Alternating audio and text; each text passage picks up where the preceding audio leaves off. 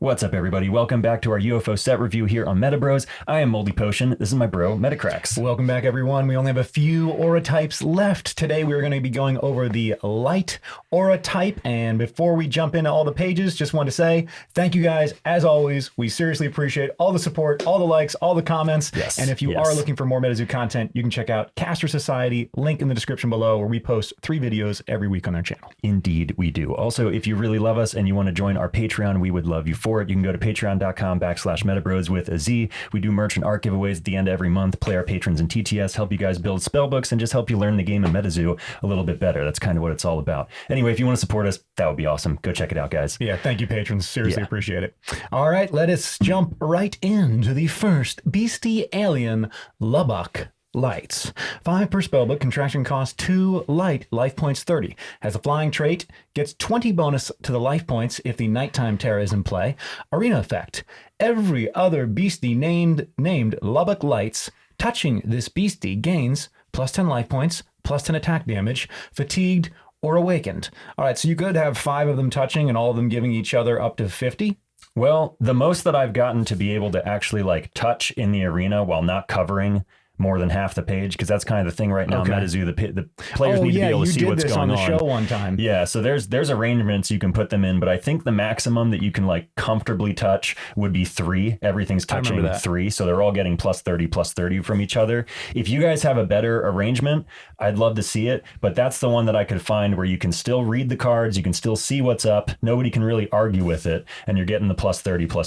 Okay, flying formation is the attack, base damage 15.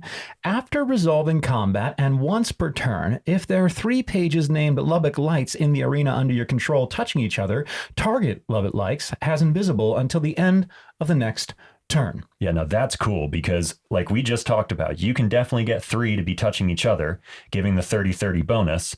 Well, technically it would be 4 touching each other total to give everybody the 30-30 bonus because they're not going to bonus themselves, if you know what I mean. I do. But if 3 of them, at least 3 of them are touching, each one that attacks will give another one invisible. So each time you do the attack trigger, as long as those 3 are touching, you can assign invisible to another one of the Lubbock Lights, meaning that each turn that they attack, only the first attack would be visible. And then the next attack would be invisible, the next attack would be invisible, and that would carry till the next turn when they would still be invisible. Oh, other than the first one. Yeah, so you could even cover the first one with another one of the attacks if you wanted to, but there will always be one Lubbock Lights in the 3 that is visible. Is visible at least for that first attack, you know, but then I pass turn to you, all 3 of my Lubbock Lights are invisible because they all made a different one invisible and you can't touch them until the turn comes back to me.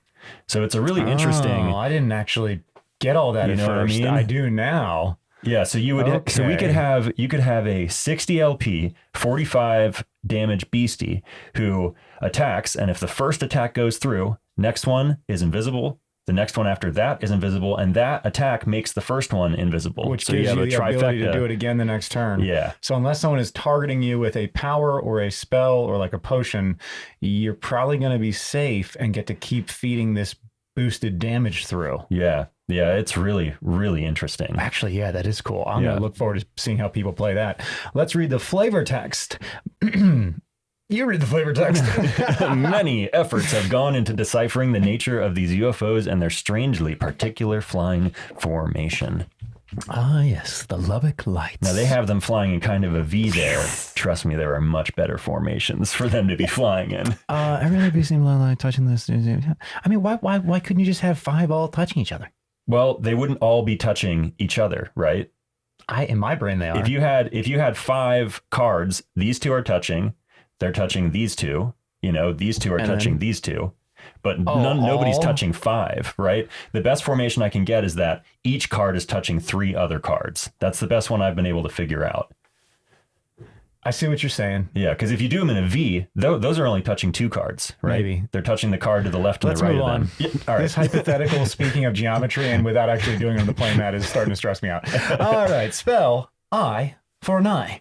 2 per spellbook, contraction cost 3 light. You may contract this page at any time during combat.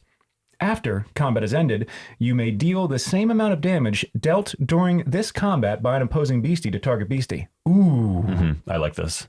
I like this a lot. I wish it was a little cheaper. 3 light is kind of expensive. I wish it was like 1 neutral and 2 light. But anyway, I think this is a great spell just because it's not going to prevent the damage. It's not quite as good as an Icy Path, but you get to take that damage and deal it to any beastie you want in the arena. So if a Ket's hit me for 90, I can eye for an eye and deal the Kets who hasn't attacked yet 90 damage or whatever I want to do. Yeah. That's great. I mean, even the Kets who attacked, you could deal it, right? Yeah, I could take away the Kets who just attacked. Yeah, but I would take the damage first and then throw it onto a beastie. I think that's cool. I like this card a lot. Me too.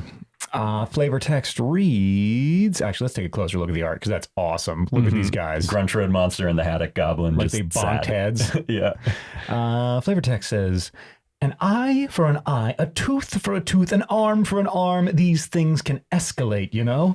Can't we all just get along? This is also really good for like power up red beasties, you know, who are swinging and you're like, oh, I just took 150, but I'll send 150 right back. Yeah. That's awesome.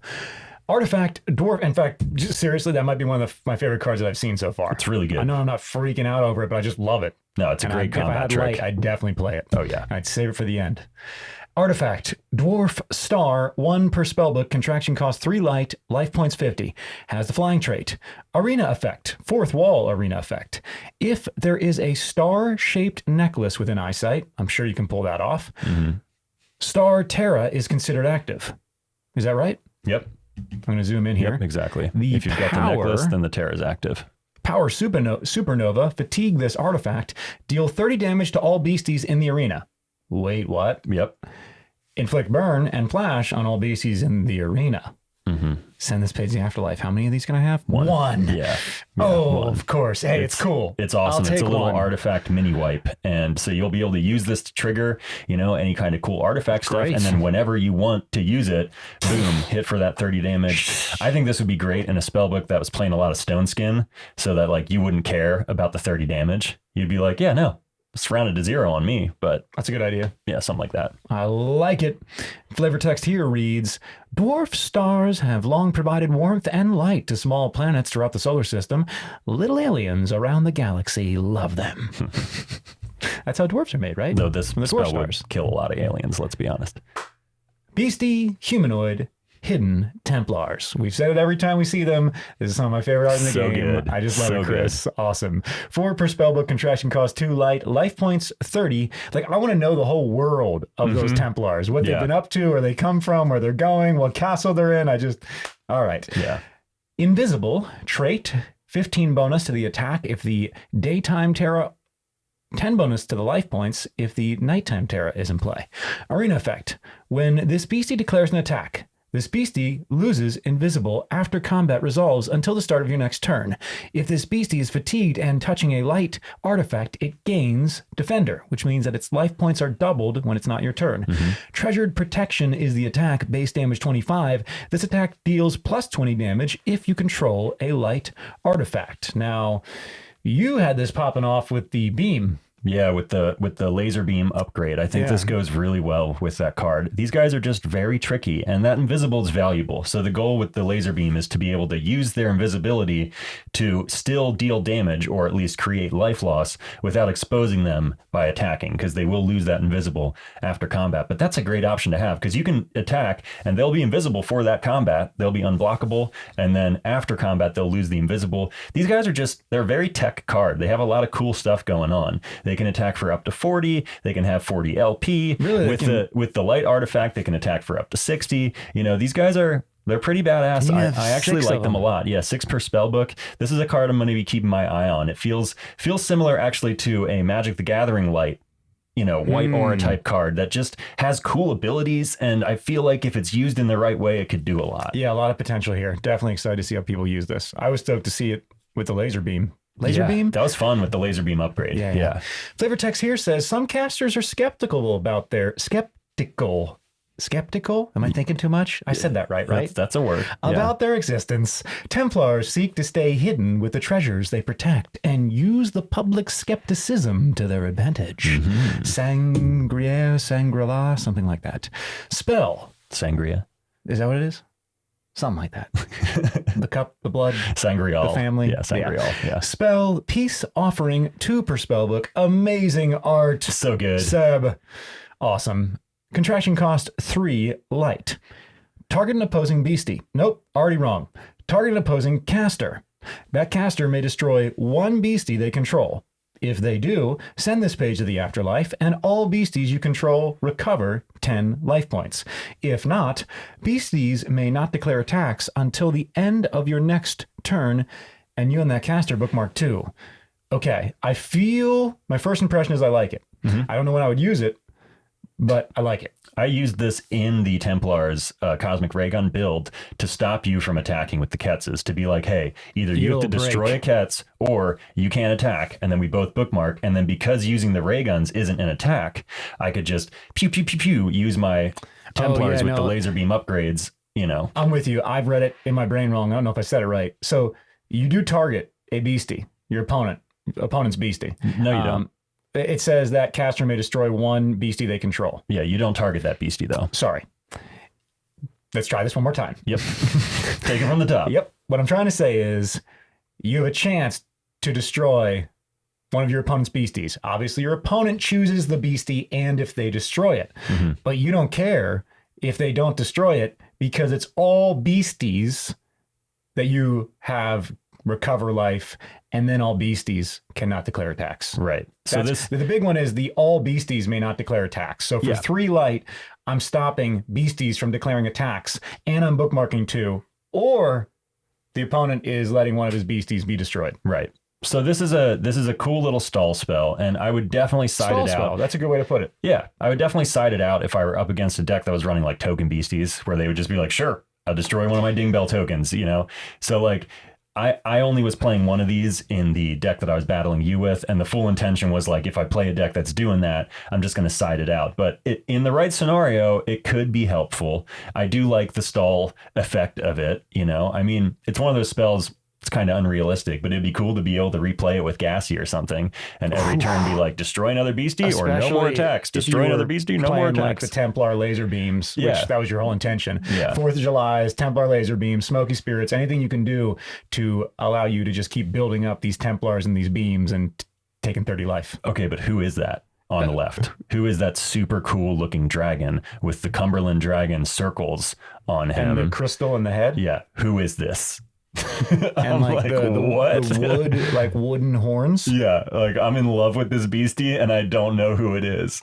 Oh, that's very interesting. Yeah. They definitely have like some type of chromatic colored crystal in their forehead. Yeah, they definitely do. That's not one that we know right now? No, I don't think so, man. I don't know of any dragon in the game that has the Cumberland circles on it. Right. Okay. Very interesting. Yeah. Well, let's check out the flavor text. Some beasties can easily be persuaded to assist with invasions. All they need is the right kind of tasty morsel. Nice. Feed me. Artifact. Sam's trusty baseball bat. 2 per spellbook, contraction cost 3 light points 20. Has the equipment trait. Equip this artifact to target beastie. That beastie gains the text Home run swing. Run swing, thank you. You may use this power anytime an opposing caster contracts a spell of aura cost 2 or less. Choose new targets for that spell. That's badass. It's super badass. I mean, Hateful Demise. Yep. Lightning bolt. Or it says destroy target token beastie. Yeah. Yep. This is just a great card. This is a great card. It goes well with the Templars as well. I was playing one of these in the Templars build also, just for those scenarios. If I can redirect, it also doesn't say target. It says targets with a parentheses, meaning that like with Explosion, where there's 2 different targets, I get to choose new targets. Or Witch is Lightning, I get to choose 3 new targets. Like, come on. This is great. You just reflected a 2 cost or less spell. It becomes yours. Right. That's awesome, man. And the free destruction of a token beastie is great nice as well. That's awesome. You power up Reddit one of your lightning tokens or whatever. Pew, not anymore. Home run swing. All right, flavor text here reads, get over here, you little bunk. I had it up to here with your invasion. Bunk. Ah! Sam Sinclair. Bonk stonks. Bonk stonks. Next card, we have Dispel Time Machine Blueprints. Contraction cost 3 light. 2 per spellbook. Equipment trait. Equip this page to target beastie with an aura cost of 4 or less. When the beastie this spell is equipped to is destroyed, you may send Time Machine Blueprints to the afterlife instead and place that beastie into the arena fatigued. Love it. Yeah. Of course. Yep. It's just a revive. Or target beastie you control recovers its maximum LP. I really love this spell. It's really good. Ooh, it's really good. Man. I was trying to make it work with like Ketz's, and then I'm like, Necro is just better. Like I'm trying so hard to like bring my Ketzes back from the dead, and it's just too much aura. But I do think this thing will definitely have some really, really cool uses. Yeah, if I was committing to light, I like this just as much as a Necro. I don't mind paying up front when I have like a dead turn where I don't have anything to do, and suddenly I save myself the trouble of losing a beastie and Necroing it back into the spellbook. Or if they kill, you could put this on Gassy. They kill your Gassy, he just comes right back. There's just a lot of like cool little uses here. That's very badass. I love the Gassy idea. Yeah. Place this spell in the afterlife after resolving its effects. That makes perfect sense. Because otherwise, with Gassy, you'd just be using it every single turn. Yeah. The flavor text of the Time Machine Blueprint says, and that's the actual H.G. Wells Time Machine, isn't it? Mm-hmm. Once a secret kept safe by Father Time, a time machine can indeed be built, but the designer of the machine chose not to craft the device in fear of what some would call the butterfly effect. Hashtag Ashton Kutcher. Always and forever. All right, guys, that is the common light. Let's move up to the top and grab the last few pages, I assume, starting with the artifact essence. We have a Terra Orb with light this time. I don't believe there's an artifact essence. We don't have artifact essences. We have Terra Orbs. I mean, we have essences in the set, but not a light essence. Terra Orb. Iridescent Orb. Beautiful. 2 per spellbook contraction cost, 1 neutral, 0 light, life points 30, has the trap trait, convert trait, and self-destruct trait. When destroyed, until the end of the active caster's next turn, Sunrise, or Dawn, is active, target beastie or caster loses 20 life points. Yep, there it is again. It continues. These little tech cards, I like them. I can see go to Magic Engineer's Oil also. That is technically a light card. Here? Yep. Potion, Magic Engineer's Oil, 5 per spellbook, contraction cost 0 light. Awaken target artifact you control with an aura cost of 1, 2, 3, or 4. That artifact may not awaken until the end of your next turn and recovers 10 LP. Okay, so this I love. Holy, whoa, I don't think I even realized this was a... Oh my God, dude, my brain right now is freaking out. What? You drop a Chaos Crystal first turn. Please correct me if I'm wrong here. I'm correcting you already. You're wrong. Do you know why you're wrong? No. Awaken target artifact you control with an aura cost of 1, 2, 3, or 4. So it has to have a cost. Yep. No, what you just did is literally, I have messages in my inbox I've been working through of people going, oh my God, Chaos Crystal. And I have to be like, guys, like it's the first thing everyone thinks. Nope. And you also can't awaken the same artifact more than once with this, because after you use it, that artifact may not awaken. Even from effects. Yeah, it's even saying like from effects, it may not awaken, period, until the end of your next turn. Well, it doesn't say from effects, but you're just assuming. Well, it just says may not awaken. I believe you. You don't need to argue it. I'm just saying it may not awaken. Rather than saying that artifact will not awaken at the start of your next turn, it says may not awaken until the end of your next turn. I'm with you. I got so excited. I'm glad that I just came back down to earth. Yeah, but I think this is going to be good with caster gun, because then you can bring out the caster gun, awaken it, use it right away to cast a spell. That's dope. Yep, you could use this with bursting spiderlings. Spiderlings come out, you use this to awaken. You could use it with laser beams and lightning in the bottles to get as much damage as you could through. Well, laser beam is equipped to the beastie, so you couldn't. Never mind again, guys. Yep. But bursting spiderlings, you could bring out the spiderlings, fatigue, awaken with this, and then pop and get your 10 awakened spiderlings that same turn. Yeah, there's going to be little fun hacks with this thing, but don't think of it like a lightning in a bottle for your artifact, your artifacts and your artifact essences. That's not what it is. All right, flavor text here reads, a multi-purpose magical liquid used by caster engineers to create and maintain powerful artifacts. Hashtag best potion art. Best potion art in the game. Siobhan, this is so good. So good. Wow, that's pretty. Yeah, it's awesome.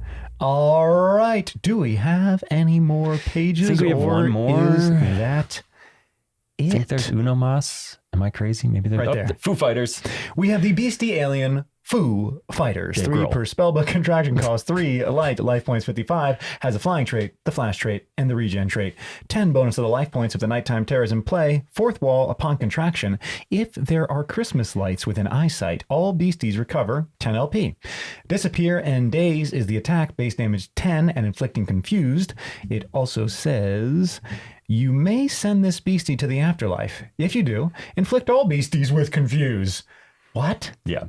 At the end of the next turn, remove confuse from all beasties. Never mind. Yep. But Okay. It's an interesting little temporary thing, but yes, I haven't quite made my mind up about this card yet. I think that it's really close to being really good, but the 10 damage attack with no terror bonuses does bum me out a little bit. Well, you're just going for that confused. You're going for the confused. Totally. But I wish the attack did a bit more damage, because these guys are they're just going to be for confused. And in a meta right now where Ketz is dominating the world, Ketz will just eat up one of these Foo Fighters so easily. That's what I was thinking. I wish it's kind of silly. They have a bunch of traits already. I wish they had first strike. Yeah. I wish they just had a little something to stand up to Ketz, because right now they're just floating around and Ketz is like, whatever, pretty lights. But hey, if we move on from the Ketz, if we get Ketz killer cards in the future, then this will be much more relevant. All flying beasties will be much more relevant after the days of the birds. Right now we're in an Alfred Hitchcock movie and it's just like birds. Lightning birds. Yeah.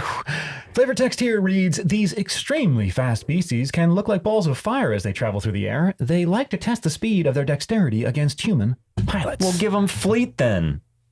Come on. I feel like Job in Arrested Development. Come on.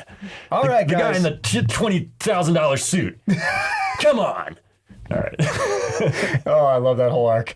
Yeah. Anyway, guys, once again, we have made it to the end of the set review. We only have 1 or 2 more of these left, and then it'll be all gameplay videos until Seance drops. Yo, real quick, scroll down to the Terra, because we're not going to go over all the Terra. No, they're just Terra. My OCD will not let me jump to the end if we're not at the end. We are at the end of this show. Well, we're not doing an episode on the Terra. We will at the end when we reach the bottom. We'll go to the bottom. Will we go over like basic Terra?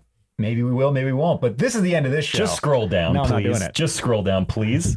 Just show off the Devil's Tower Mountain Terra. That's all. Let's do it at the end. Not this end, but the other end. Please show the audience, dude. I'm asking you. Just scroll down and show the Mountain Terra. Well, it's so badass. There it is, guys. There it was. You see that? Where is it? See it? The red Mountain Terra. That's all I want. No, not Blood Moon. We'll get to that. So cool. That's not. I'm being difficult. I'm just being a dick now. You're being very difficult. Okay, here you go. This is still not what I'm talking about. What? The Mountain Terra. Just back out and go to the Mountain Terra. We should have wrapped the show already. There. That's all I'm trying to show off. Look how badass that is. And we'll see you next time on another episode of Metabroz and Caster Society. We love you guys. Link in the description below. Patrons. You ruined it. Bye, guys. You ruined it. Later, guys.